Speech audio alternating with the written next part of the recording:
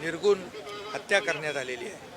त्यामुळे असा जो आरोपी आहे त्या आरोपीला खऱ्या अर्थाने मी यापूर्वी देखील म्हणालेलो आहे, जिवंत राहण्याचा अधिकार नाही, त्याला फासावर लटकवलं पाहिजे आणि तशाच प्रकारची मागणी कोर्टाकडे आपले पोलीस करणार आहेत।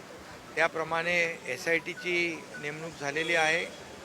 त्याचबरोबर डे टू डे स्वतः SP आणि DG साहेब ही केस मॉनिटर करतायत। मुख्यमंत्री महोदय सातत्याने यावर त्यांचंही लक्ष आहे आणि या केसमध्ये अगदी प्रत्येक पुरावा गोळा करून फुलप्रूफ अशी केस ही जी आहे कोर्टासमोर चार्जशीट 2 आठवड्याच्या आतमध्ये सबमिट करण्याचा देखील प्रयत्न पोलीस करतायत।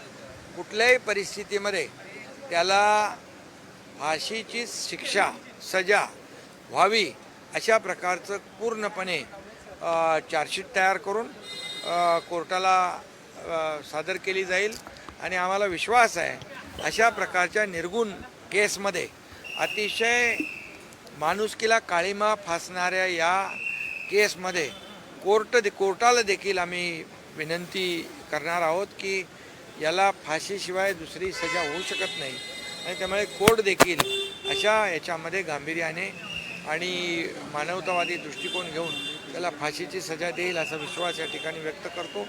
त्याचबरोबर आज कॅबिनेटमध्ये जे अशा प्रकारचे आरोपी जे आहेत हॅबिच्युअल आहेत, अनेक वेळा ज्यांनी गुन्हा केलेला अशा प्रकारचा, त्यांना पॅरोलवर सुटल्यानंतर पुन्हा अशा आरोपींकडून अशा प्रकारचे अत्याचाराचे, बलात्काराचे, हत्येचे घटना झालेल्या आहेत, प्रकार झालेले आहेत। त्यामुळे उच्च न्यायालयामध्ये देखील अशा प्रकारचे जे वारंवार बलात्काराचे, अत्याचाराचे, खुनाचे आरोपी जे आहेत त्यांना पॅरोलवर ते सुटता कामा नयेत, पॅरोलवर त्यांना सोडू नये अशा प्रकारची विनंती देखील राज्य सरकारच्या माध्यमातून कोर्टाला केली। अल्पावधीतच लोकप्रिय झालेला भारताचा बुलंद आवाज आपला Bharat channel subscribe, share, like आणि कमेंट्स करायला विसरू नका।